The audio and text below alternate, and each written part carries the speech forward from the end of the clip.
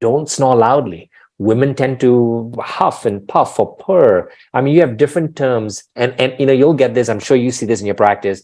Whenever you ask a woman this, she will qualify how bad a snoring is and really downplay it most of the time, unless of course it's really bad.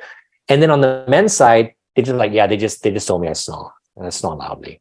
So there's a lot of these things where in our heads we don't want to be associated with a disease process because it in someone's head it's someone who's poorly in poor health, who was overweight.